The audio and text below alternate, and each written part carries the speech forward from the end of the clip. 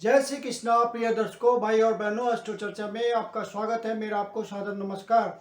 आज के वीडियो में जो कन्या लग्न के व्यक्ति हैं उनका सितंबर माह कैसा गुजरेगा उस पर एक संक्षिप्त पर चर्चा करेंगे। नए दर्शकों के लिए बता दूं कि वो कैसे पता करें कि वो कन्या लग्न के व्यक्ति हैं, अर्थात वर्गो असेंडेंट है। तो अपना बर्थ डिटेल्स किसी अच्छे एस्ट्रो के सॉफ्टवेयर में डालें। जो लग्न कुंडली बनकर आती है या जिसको D1 चार्ट कहते हैं, उसके यदि प्रथम भाव में 6 नंबर लिखा हुआ हो तो आप कन्या लग्न के व्यक्ति हुए। ये आपकी कुंडली है, ये प्रथम भाव है, इसमें 6 नंबर लिखा हुआ है, तो ये इंडिकेट करता है कि अमुक व्यक्ति कन्या लग्न का है। 1 सितंबर को जो गोचरीय परिस्थितियां हैं वो आपकी कुंडली पे मैंने दिखाया हुआ है और जो गोचरीय परिस्थितियां हैं वो डिस्प्लेड है यहाँ पे। और सितंबर माह में जो होने वाले महत्वपूर्ण गोचरीय परिवर्तन है वो यहाँ डिस्प्ले मैंने किया हुआ है।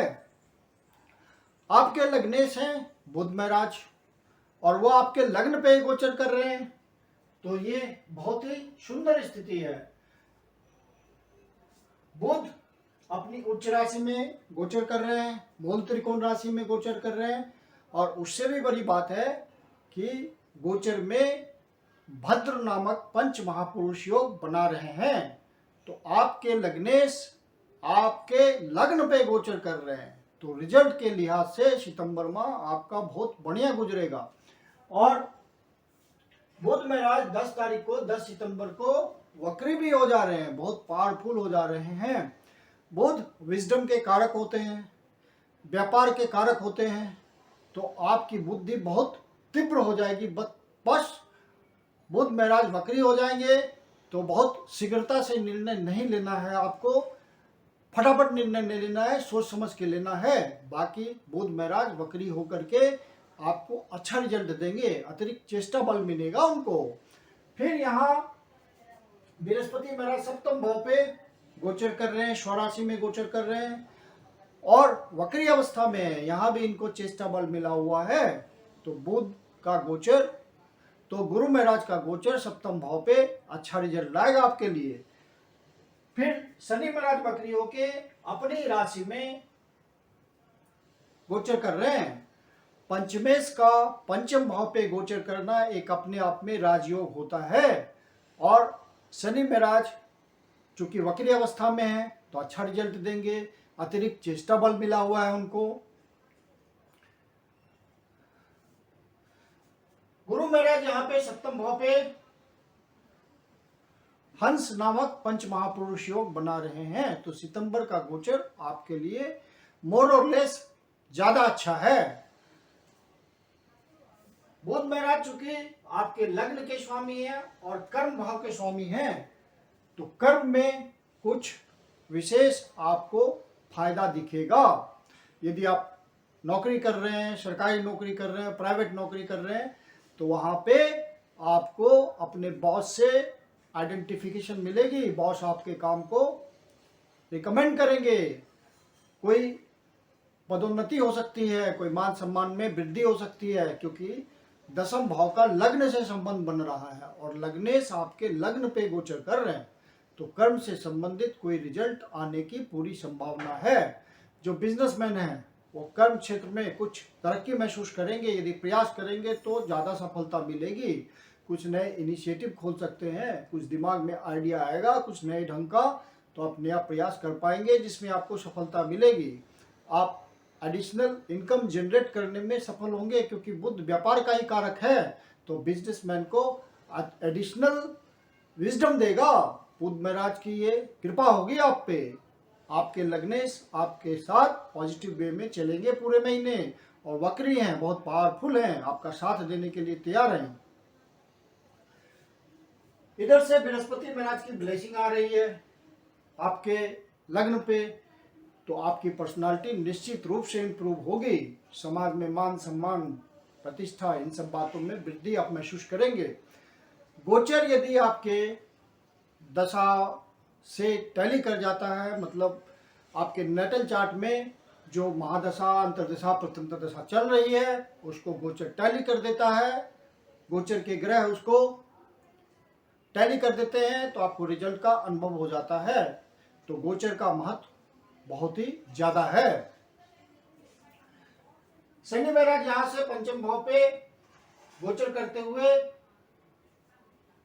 लाभ भाव को देख रहे हैं।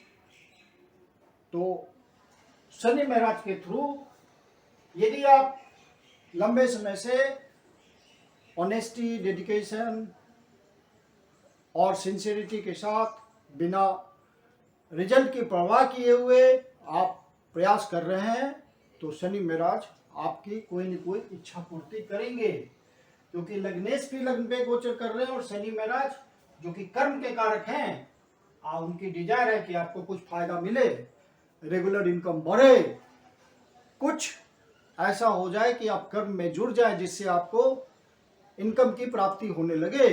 तो आप प्रयास में लगे रहिए, कुछ न कुछ सफलता मिलेगी यदि नटल चार्ट में कोई एडवर्स कंडीशन नहीं होगी। तो सूर्य महाराज 12वें भाव पे गोचर कर रहे हैं और अपनी राशि में गोचर कर रहे हैं, तो द्वादश भाव से सूर्य का संबंध बन रहा है, तो बाहर जाने के चांसेस बनेंगे।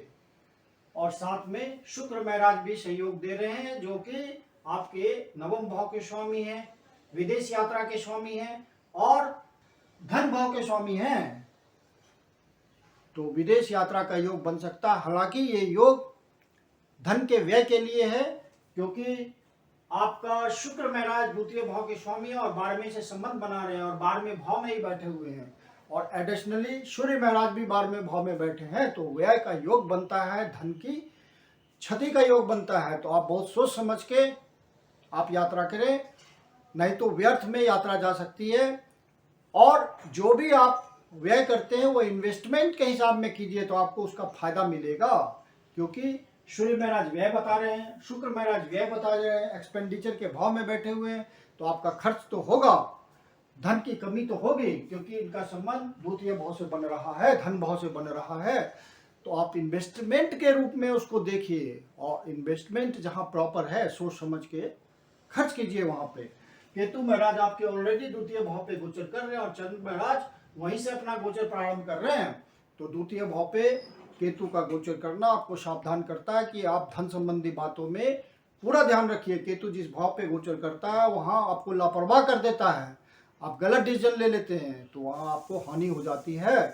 तो आप अपने डिसीजंस को सही से ले, जो भी खर्च हो रहा है देखिए आपके लिए प्रॉपर है कि नहीं, प्रॉपर है तो इन्वेस्ट कीजिए। जो स्पेकुलेशन के काम में लगे हुए हैं, किसी तरह का ट्रेडिंग करते हैं, शेयर मार्केट में बेट लगाते हैं, लॉटरी खरीदते हैं, इन सब बातों से जुड़े हुए हैं, सावधानी पूर्वक अपने डिसीजन को लें। और यदि सावधानी से डिसीजन लेंगे तो आपको फ्रूटफुल रिजल्ट मिलेगा, क्योंकि शनि महाराज वक्री हैं और पंचमेश हैं, तो आपको फायदा देंगे लॉन्ग टर्म। तो आपको हर बात सावधानी से इस क्षेत्र में करना है। डबल ट्रांजिट का मामला 11वें भाव में बनता है, क्योंकि शनि महाराज की डिजाइन हुई यहाँ पे 11वें भाव में और बृहस्पति महाराज की 5वीं दृष्टि से ब्लेसिंग आ रही है 11वें भाव में, इच्छा पूर्ति के भाव में, लाभ भाव में, रेगुलर इनकम के भाव में। जो आप कर्म करते हैं उससे जो लाभ की प्राप्ति होती है, इनकम की प्राप्ति होती है, वो 11वां घर होता है। तो आपको कोई न कोई इच्छा पूर्ति का योग बन रहा है, क्योंकि लग्नेश आपके लग्न पे गोचर कर रहे हैं, आपकी कोई इच्छा पूर्ति अवश्य करेंगे, कर्म संबंधी कुछ बात होगी। विदेश यात्रा का योग पूर्ण रूप से बन रहा है, यह यात्रा का योग होगा, बनेगा आपके सितंबर माह में, और आपको यात्रा करनी पड़ सकती है। वो छोटी यात्रा भी हो सकती है, बड़ी यात्रा भी हो सकती है, क्योंकि छोटी यात्रा का घर होता है तृतीय भाव और मंगल महाराज आपके नवम भाव पे गोचर कर रहे हैं और उनकी डिजायर है यात्रा की। यहाँ से वो सप्तम दृष्टि से तृतीय भाव को देख रहे हैं जो उन्हीं का भाव है। तो भाग्य की वृद्धि तो करेंगे ये, क्योंकि इनका संबंध यात्रा से बन रहा है।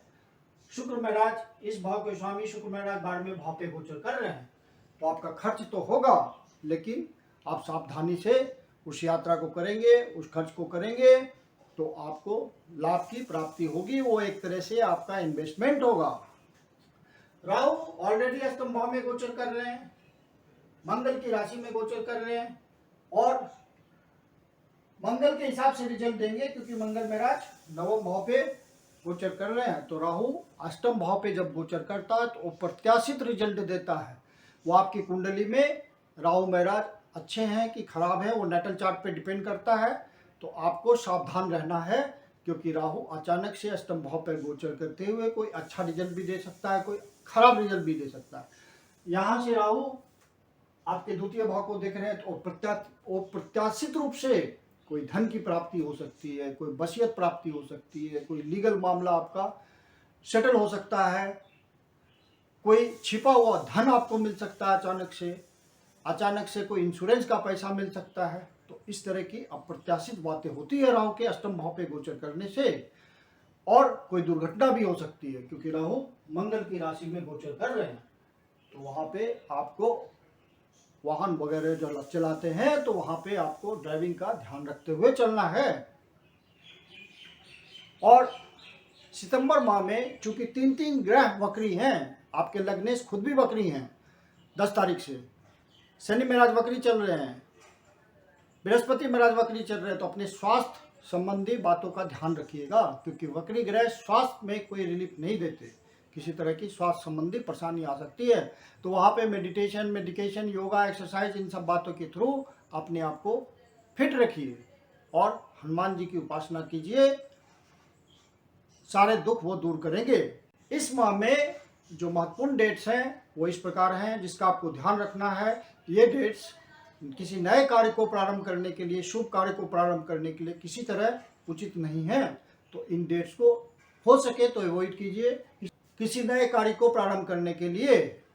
ये डेट्स हैं 4 तारीख, 5 तारीख, 9 तारीख, 10 तारीख, 13 तारीख, 14 तारीख, 23 तारीख, 23 तारीख, 24 तारीख।